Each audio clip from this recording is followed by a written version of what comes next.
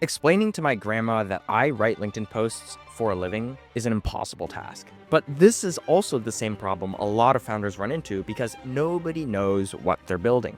Anthony Pierri is a product marketing consultant whose job is to help founders reposition their homepages so people actually understand what they're building. In this episode, we dive into how he's been able to grow to over 70,000 followers on LinkedIn and what the most common product marketing mistakes that founders are making are. Let's get into it. Welcome to Connection Accepted. We've got Anthony Pierri on the podcast. Anthony, thanks for joining me.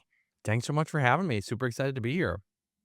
Anthony, for the people who don't know who you are and it's their first time meeting you, can you just give us the quick background on who Anthony Pierri is? Yeah, I have jumped around in a lot of different fields and then found my way into business to business product marketing, specifically for software companies. So that's a very tight niche. And my co-founder and I met at a different agency that did a lot of stuff. And then we spun off our current company, which is called Fletch PMM. And effectively what we do is we help B2B software companies. Most of the time they're startups. Maybe they've raised some venture capital and think they're going to be, next big multi-billion-dollar company. A lot of times they struggle to explain the product that they've built. Software is kind of inherently nebulous, difficult to imagine exactly how it works. You can't just look at it if you're selling shoes, it's like, there's the shoe. But if I look at a website and you're a software company, there's not well, there's the software. It's like a dashboard or something, and I don't know what it is immediately. So what we realized was that there's a lot of these software companies, engineers who start them, not marketing backgrounds of their own, struggle to kind of explain these products and platforms that they've built, which really makes it hard for them to gain market share and word of mouth and brand equity and all that stuff. So we've created this methodology where we basically come in, we run these 2-week sprints with different companies and then help them figure out the best way to, it's called positioning. So the best way to position their products. And then we get that documented in a slide deck. And then we want to have it documented in a customer-facing asset. So we will usually help them rewrite the homepage of their website to reflect this new positioning strategy. And that's basically all we do. We've done it a bunch of times. Between me and my co-founder and our 2 full-time employees, we've actually helped position a little over 500 companies over the last 3 years. I think we hold the record in the world for the most B2B companies that have been positioned by a single agency or consultant. So, but yeah, that's basically the rundown. So you have a really interesting background.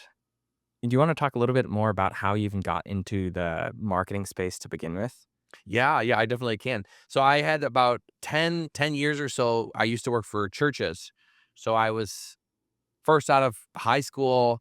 I worked at the youth group in the church by my house, kept working, took a full-time job after college, kept going up the ladder. Eventually I was a pastor, actually. So I was getting up on stage, speaking every week, did that for a decent amount of time. And then eventually it was like, I want to change the pace. I want to do something different. I've done this for, 10 years.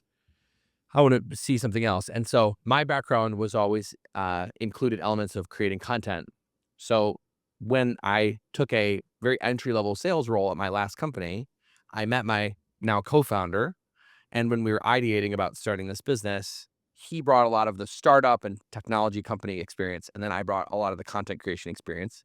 So our initial spike of business came from LinkedIn posts that I started doing. And I've done channel stuff on Twitter and Instagram and things like that over the years, YouTube, gotten decent amounts of videos, views and, followers on those platforms. And then thought, why don't I just apply kind of the same type of principles to LinkedIn? How much harder can it be? And what we discovered is 3 years ago, it was actually exponentially easier to get an audience on LinkedIn than any of these other platforms, because most people, if you ask anyone, hey, do you ever scroll on LinkedIn? The average person's like, what do you mean scroll? That's just the website where I go to apply for a job. There's a news feed. Most people don't even know that there's creators on there. So it was this kind of best kept secret, and really only business owners use it. So if you're selling to businesses doing B2B stuff, LinkedIn is the place to be.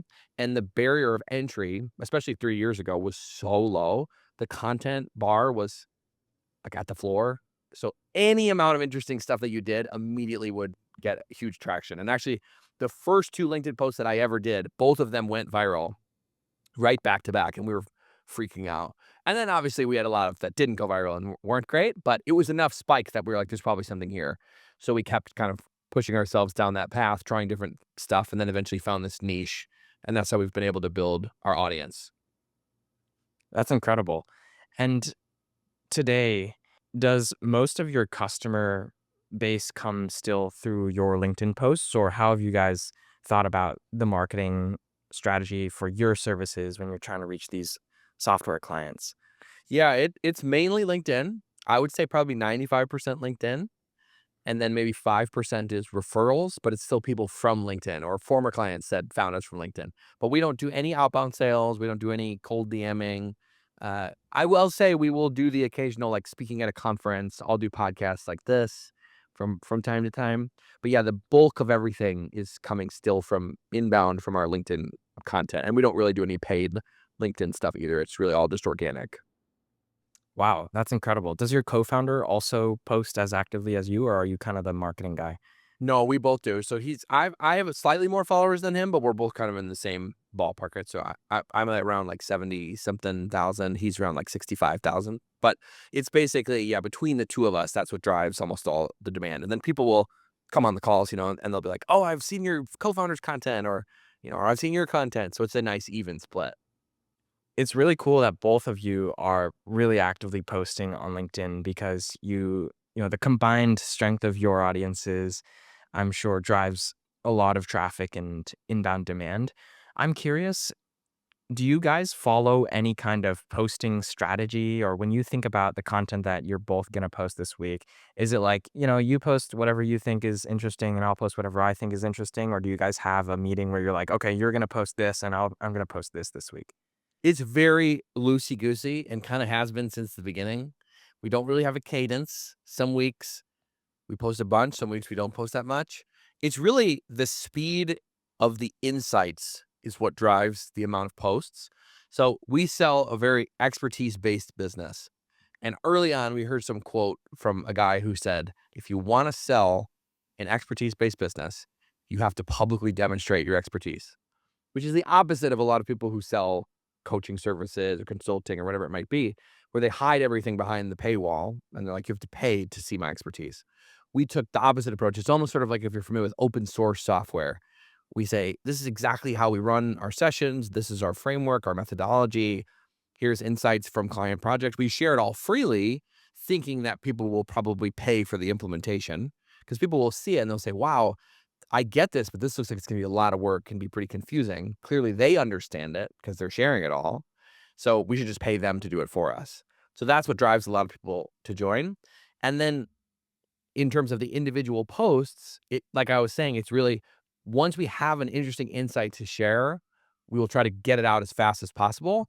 And because we're still boots on the ground running these client projects, the insights are still coming. Whereas, some people who have totally offloaded all the work to a team and are not in the trenches still doing it themselves, they're kind of recycling the same old stuff that they've already posted from a year ago. We have tried not to do that kind of from the beginning. We rarely repost ever. And we're really just doing new insights that we get as we go, new ways of framing stuff. And a lot of it comes directly from the client projects. Like we'll be on a project with a client, we'll explain a concept in a specific way and say, oh, I bet that would make a good post.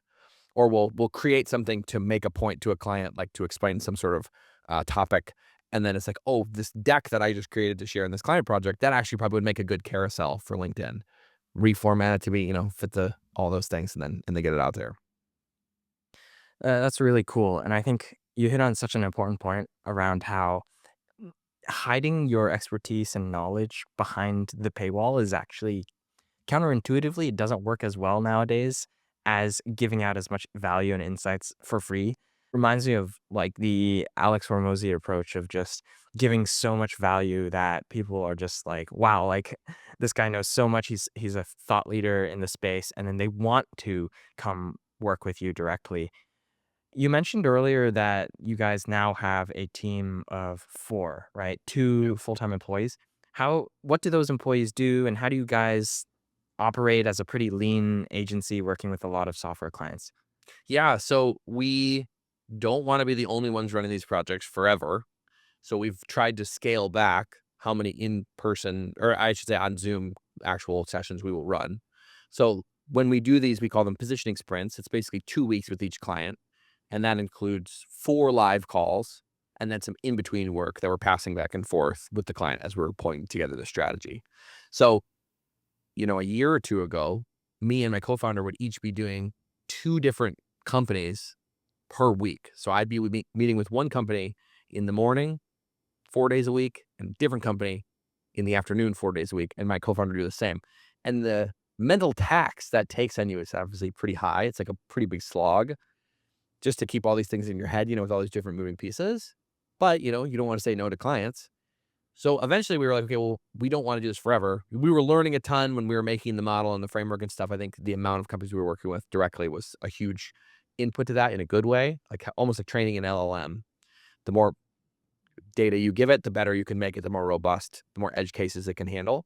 But eventually it's like, okay, we don't want to be doing this every day, so many clients. So we hire a lady who actually lives in Berlin, and she tackles a lot of the projects now for us. And then we went down from 2 projects a week to 1 project a week. And now she'll do, 1 or 2 projects a week to make up the gap. And then, so she's full-time, and then we have one other full-time copywriter. And then we have probably 3 or 4 more freelancers who kind of support on both sides of those. People who support on the more product marketing, back-end stuff, like with us, like handling some of that work. And then other supporting contract copywriters who, our other full-time employee, she oversees kind of the copywriting team. Got it. And these copywriters are working with the clients on these projects, trying to improve the language on their landing pages, things like Yep. that. Is that right? Exactly. Interesting. One of the things that I am curious to pick your brain on as someone who also runs an agency is how you guys think about scaling up the business. As you know, it gets kind of challenging at a certain point when you're running a service-based business, and hiring almost becomes the constraint. So I'm curious, at what point did you guys decide, all right, it's time to bring on our first full-time or our second full-time hire? When did you guys decide, okay, we're at capacity, like maybe this would be helpful to bring on someone new? We actually tried to hire someone probably 5 or 6 times in the last 3 years, and we would always get around to it, and then we would stop right before we did because we would find a big flaw in the model or the framework. Mm, So we want to have this approach where we can basically take any company that comes in to work with us, diagnose the problems that they're facing, and then be able to offer a set of solutions that they could theoretically choose. And so we had different ways of doing that as we've been evolving this framework and methodology. And right when we were about to hire, every time we would uncover some huge problem. We would say, we just worked with this company and their unique scenario completely broke the model. We're like, oh, I got to go back to the drawing board. So we didn't want to bring someone in when the model was going to be so fluctuating in these big swings, because someone would learn it and then 2 weeks later we'd be like, actually, it's completely different. We have to do it completely different.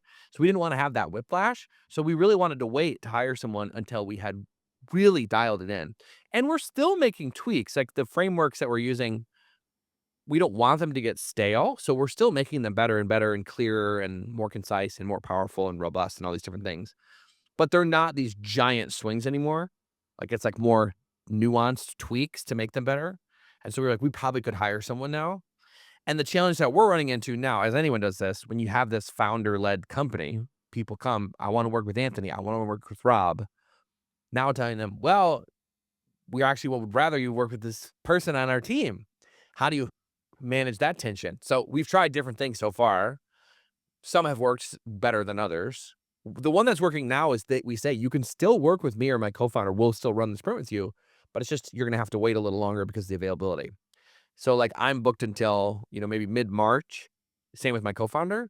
And then our team member has earlier spots that could be filled. So we basically would say if someone comes to us in January and says, I love what you guys do, I love your process, I'd love to work with you, we need to get this thing launched in like 2 weeks. We're like, well, you could do it with us if you really want. If you can wait and push everything back, we're fine with that. Or we have this team member who has now, positioned 30 or 40 companies, which like already puts her, because of our model, we work with so many businesses. Positioning 40 companies is more companies that any product marketer will do in their whole life. So like she's already in the top 1% of 1% of 1% of how many positioning projects she's done. She just hasn't done 250, that we each have done. So there's that trade-off, and then people have to decide, like, okay, am I willing to wait to work with Anthony or Rob directly, or would I just want to work with their team, trust the process? And we'll get it like a pretty even split. Some people are like, that's fine. I trust what you guys are doing. I believe in the methodology. I'll work with your team member. Other people are like, no, no, I want to wait. And we're like, okay. So sometime down the line, we may change that and say, like, once we build out the team even more, we may be like, if you want to work with Anthony and Rob, maybe the two of us only do one project a month. Maybe it's way more expensive or something. And then the team is like a significant discount. So it's like, oh, I get to work with both of them. And maybe this is like the most important, maybe the largest clients that we work with, we would just do those one time a month. And then for the rest of the people, it's like, you're going to work with these, our team members will oversee it more behind the scenes, but we won't be in the trenches actually running the calls with you. When you think about hiring, what are some of the learnings that you've had finding full-time employees? Yeah. I mean, we've only hired 2 so far full time. So my learnings are minimal. And I will say one of those 2 people, we don't always share this publicly. One of those 2 people is my biological sister. So I had a lot of background with her, knew she was trustworthy. And then the other one, we hired someone actually, my co-founder was in this founder group called Hampton, and he asked for some wisdom from other people of like, who would be a good person to hire? And they basically said, find someone who was in one of the companies that went through our process as a client. So we looked back over all the people we had worked with and thought, who would be a great person to join our team who really got the process, was, understood it, kind of believed the same things we do. And that's how we found this lady named Sarah. She actually worked with one of the companies that went through our process maybe a year or 2 ago. So we reached out to her, and actually their company was going through a big transition at that point. They had just gotten acquired. And so she was looking for another role, and we were like, would you be interested in coming work for us? And she was like, absolutely. And we wanted to find someone who would be good with very little onboarding, very little structure, because we're so small. We're like, now, as we think about hiring more people, we're debating on, do we hire more full-time people, or do we go more like the design agency route, where it's like design agencies will get a bunch of really high-end, high-quality freelancers who they kind of have long relationships with. So that's something we've been playing around with, is like building up a team of product marketing consultants who are already full-time freelancers and basically pitching them, hey, would you want to do an ongoing relationship with us where we can send you a steady stream of business that's always the same type of project, that you could still run your larger custom projects with different clients, but this would be just like a nice supplemental income. And then have them do that, get trained, and then be able to lead these projects as well, and pay them more money. So we've maybe onboarded 3, maybe almost 4 of those types of, like, we're calling them product marketing supporting roles. And that's been going really well so far. And they're getting it. They're getting to see the process. We're having them tackle more of the stuff behind the scenes. And theoretically, that might be a more flexible model than just hiring a bunch of full-timers and trying to figure it out. Yeah, trying a lot of things. Still in the infancy of it because we're both so new. I can relate so much to what you're saying. I'm earlier in my journey of building up a marketing agency, but totally hear you. There's trade-offs between contractors or freelancers, which probably cost less than hiring full-time, but then they're not going to be always available, or they may not have, the same amount of time to dedicate to the work. And so there's that balance of contractors or freelancers that can support when you do have the demand and when you do need their help, but then also having those full-time hires that you can depend on throughout. Curious, what do you think is the most challenging thing right now for you and your co-founder as you guys continue to build Fletch PMM? I think it's really that trying to figure out the best way to make it so people are okay working with the team. That's what we're constantly talking about. We're trying different things. One thing we were also trying is to have our team members post on LinkedIn. So there's this agency called Refine Labs, and very early on, the founder is a guy named Chris Walker. Huge audience on LinkedIn, like, I don't know, 2 or 300,000 people. And what he did was he started the business. Everyone was like, I want to work with Chris Walker. I want to work with his agency. But he would hire all these people, and then he gave them basically the same LinkedIn playbook that he was using. And all of his team members now have big audiences. And like LinkedIn audiences is very different than like Instagram. Like, I feel like if you have 30,000 followers on LinkedIn, like an equivalent number for Instagram would be like several hundred thousand would be equivalent, because like 30,000 business owners can represent so much money, where like 30,000 consumers is like not that much money. So, but like his whole team all had like 30, 40, 50,000 a piece. So then it was like, okay, anytime I see Refine Labs in someone's LinkedIn headline, I know that they're going to be super legit, and it just increased the brand equity even outside of the founder. And the founder was eventually able to hand off the business to a CEO that he hired and then sold his portion of it and now is doing other stuff.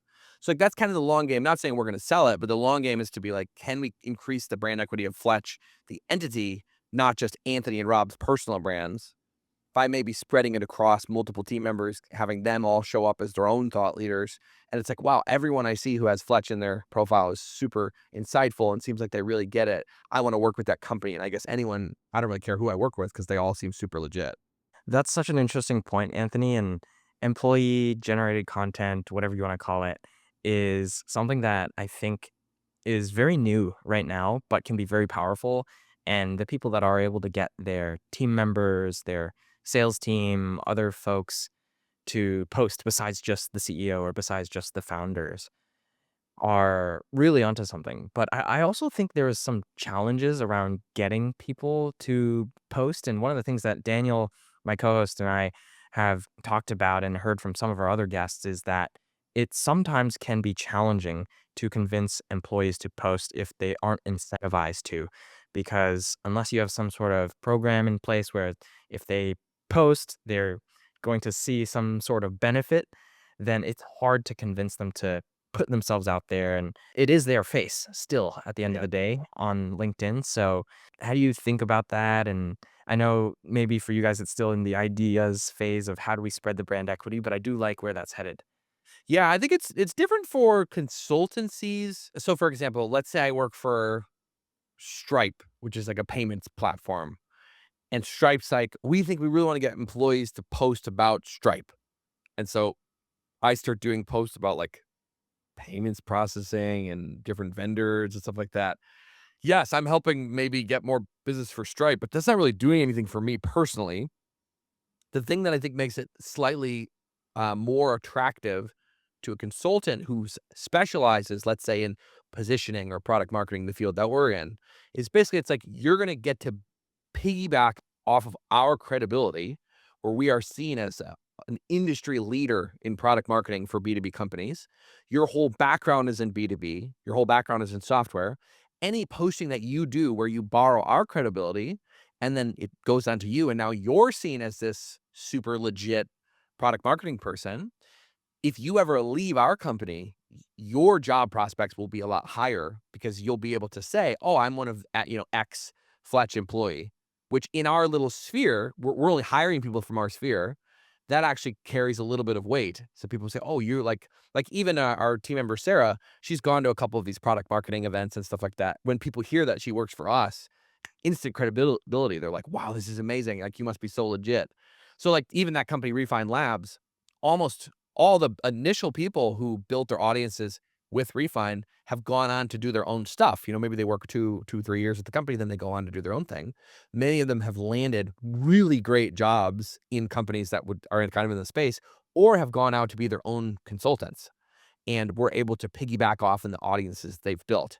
So I think the employee posting strategy makes a lot of sense if it really is a win-win, where you're like, the stuff that's going to grow your audience will directly translate to future audience growth that you could have, future business you could do if you go consulting, or future job prospects, because it's all kind of working together versus like, oh, check out, I'm promoting my sandwich business or something that I work for the sandwich company and posting Instagram content about sandwiches. And then maybe I got a couple followers, but then I go to work somewhere else and it's a completely different industry. It doesn't help me at all. So that's kind of how we've been thinking about it. I want to also pick your brain on product marketing, of course. Since you guys have positioned so many software companies, what are the most common mistakes that you see with software founders and how they position their businesses? Yeah, great question. So, I mean, I think, like I was saying before, the challenge with software is that it is so flexible. And another thing to think about too is like, so imagine you've created a company that sells bikes. You set up the factory, you get everything in place, you buy all the materials, you create the bikes, and then you have to market them, distribute them, ship them, get them to stores, whatever that might be. You can't really fundamentally change the bike design without a pretty significant lift, like changing the whole factory. Like if you're like, oh, we don't think it should be a bicycle anymore, it should be a tricycle or something. Like it needs to have 3 wheels now. Like, well, okay, well, this is going to be pretty big to change that. Software is not like that. Software, you hire some engineers, they create the initial version of the product, and then the cadence is that every 2 weeks they have a software sprint where they ship something new. So it's like you imagine the bike every week, it gets another wheel, it gets another seat, it gets another size. So all of a sudden, something that was very simple becomes very complex. And it's because when they go to sell the bike to Company A says, well, we would like the bike great a lot more if it had 10 speeds. And you go, great. So you add 10 speeds to the bike, sell it to them because it's maybe a couple of weeks of the engineer's time. Someone else comes in and is like, we need it to have like mountain biking tires. So then you say, okay, we're going to change that. And then someone else is like, can it be motorized? So each different company will ask for things because it's software and so flexible. Most companies will just change the product. And it's sort of like the result of an undisciplined product strategy. Well, they'll just keep adding and adding and adding to win different clients. And then at the end of it, they're looking at something that used to be a bike and now is this crazy monstrosity that does all these different things for different people. And then they're like, how do we explain this? And then they come up with some stupid tagline that's like, mobility for anyone. And then they put that on the website. And then people see it and they're like, what the heck is this thing? I don't even understand. Who would use it? What is it?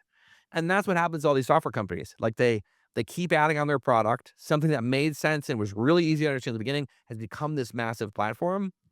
And they don't really realize the implications of like, okay, well, if I win one big company over here for this giant set of features I had to build for them, are there enough other companies who would want that same set of features that would make sense for me to build it?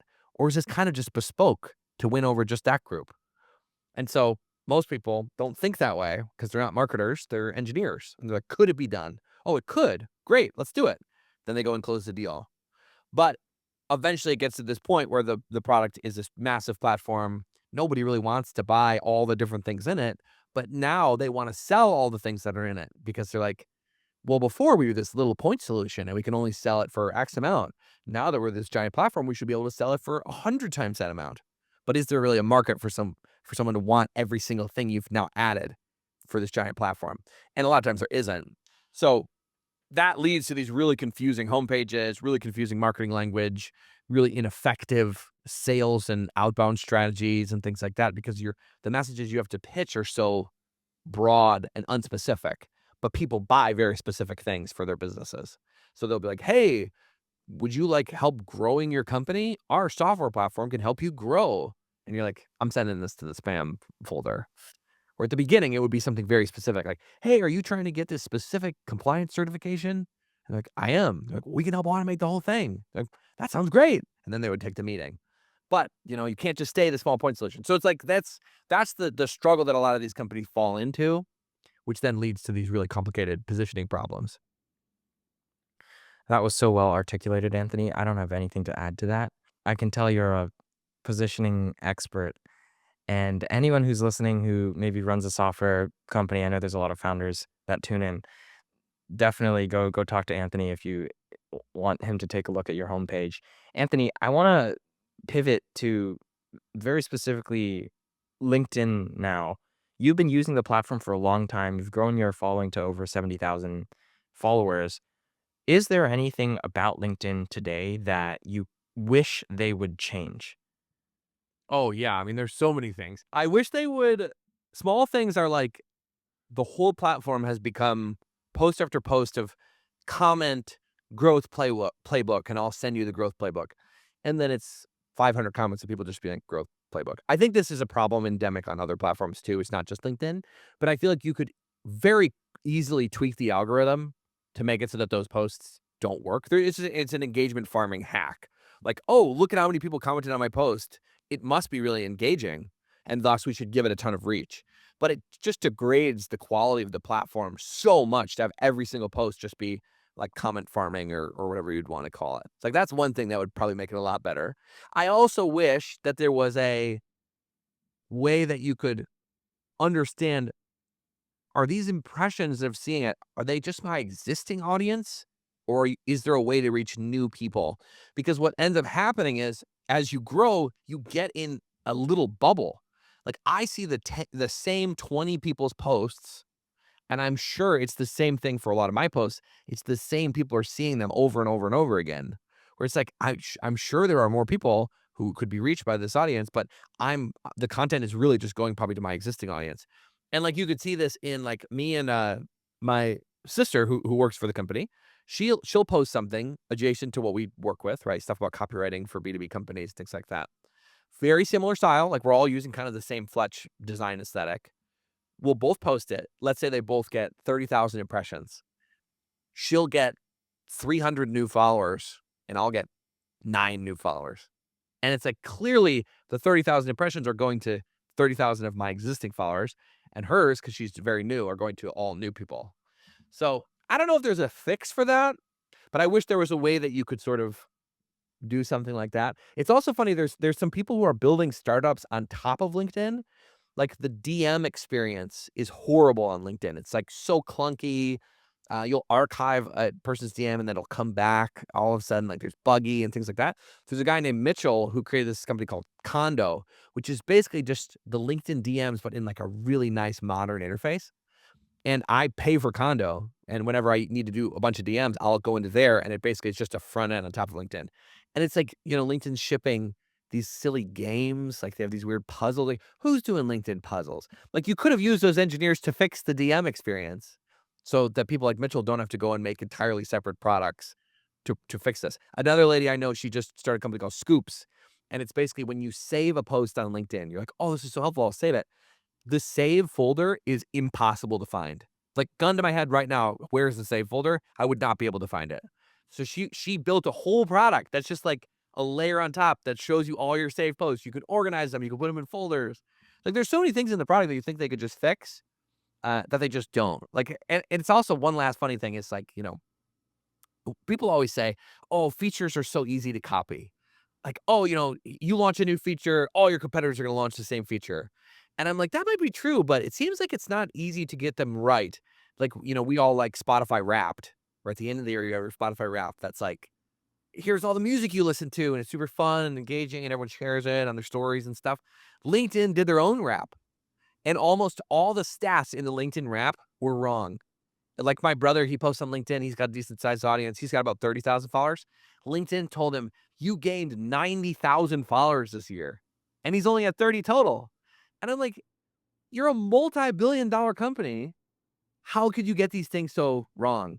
So those are like some of the little qualms. But overall, I still tell people, if you want to grow your business, I still think LinkedIn Organic is the biggest highly leveraged activity you can do in 2025. If you're selling to other businesses, not if you're a consumer product, it's not a great fit for that. But if you're a business that sells to other businesses and your types of businesses you would sell to are on LinkedIn, there is no cheaper, a more efficient way to reach them than doing LinkedIn Organic. I'm so glad that you said that, Anthony, and that doing LinkedIn organic, that's exactly the reason why I started my own agency. We focus purely on organic content on LinkedIn for brands and founders. We also work with a lot of software businesses.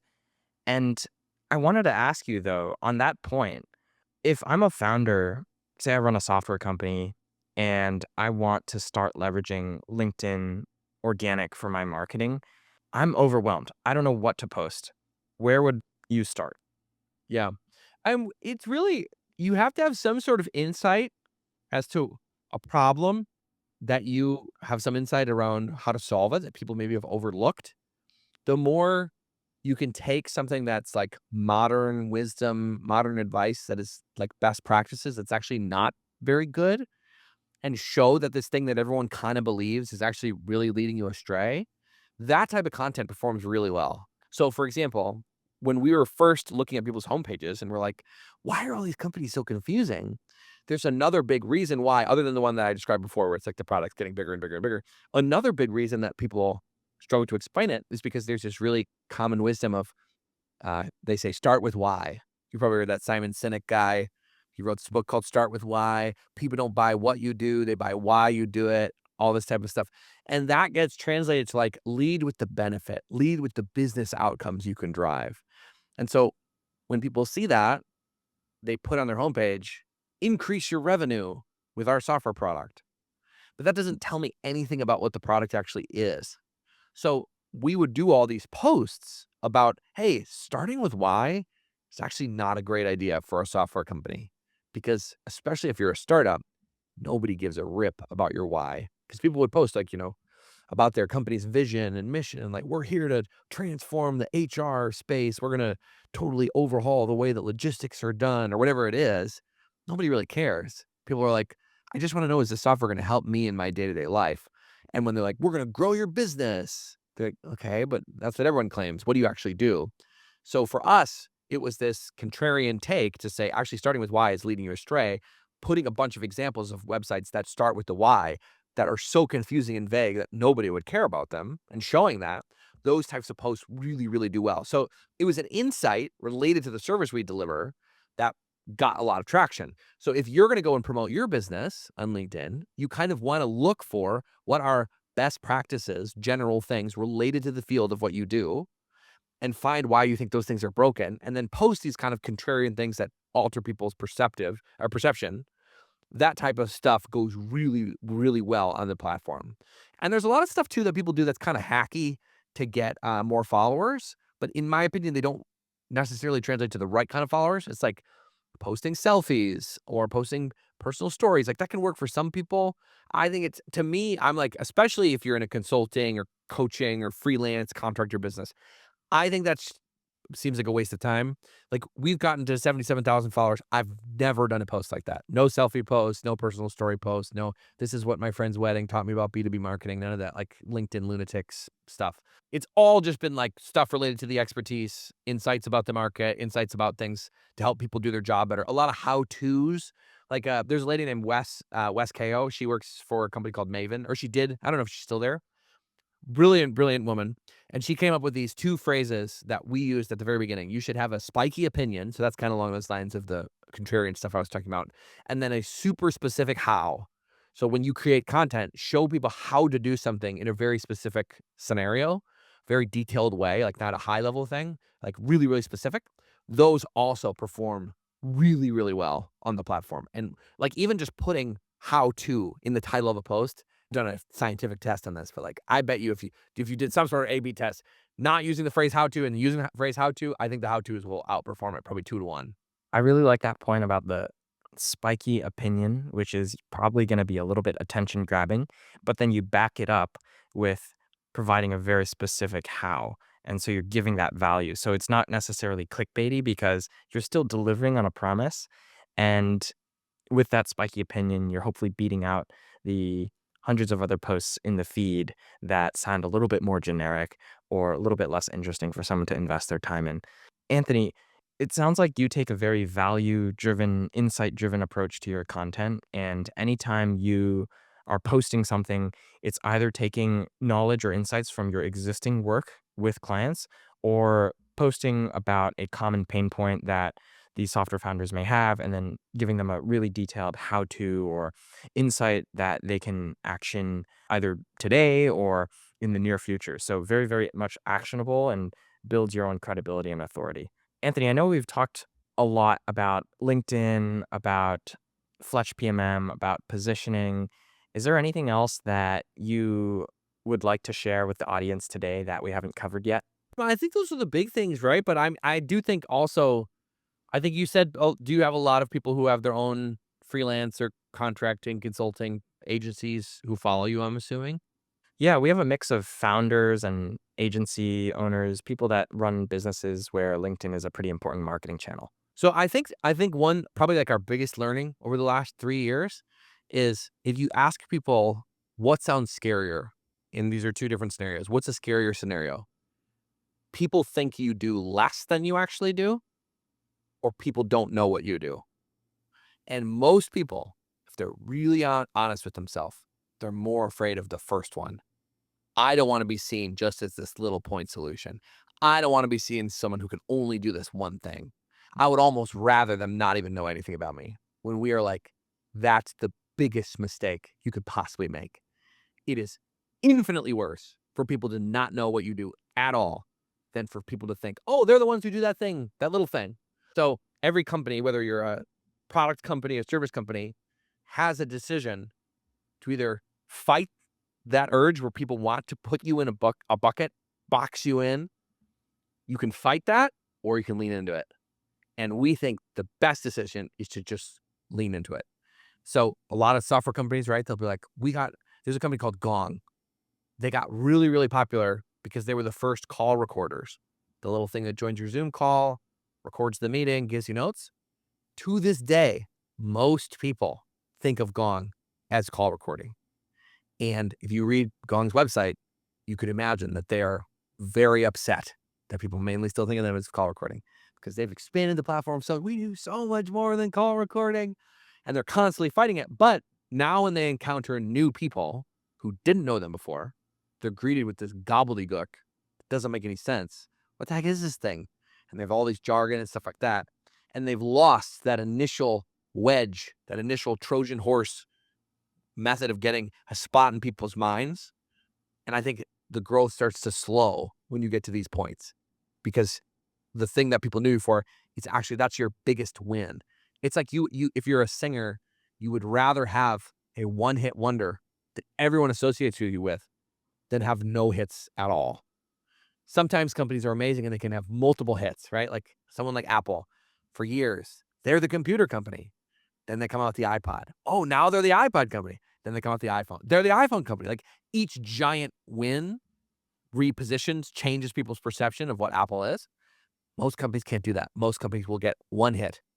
And it's like they'll spend their whole life of the company fighting that hit because they don't want to be the one. Oh, like you can imagine the singer. I don't want to keep playing this, my biggest song. Listen to my whole catalog. And everyone's like, that's the good one though. That's what everyone wants to hear, you know? So I would say lean into it. Let people box you in. Let them, because that's going to make you so much easier to refer, so much easier to be remembered, so much easier to be bought. Sounds like Gong needs to give you guys a call. We've made fun of them so many times on LinkedIn. They're probably not going to call us. They're the butt of a lot of our jokes. So we probably burned that bridge many years ago. Appreciate it. Well, thanks for the time, Anthony. This has been an awesome conversation. For sure. Thanks so much for having me. Super fun.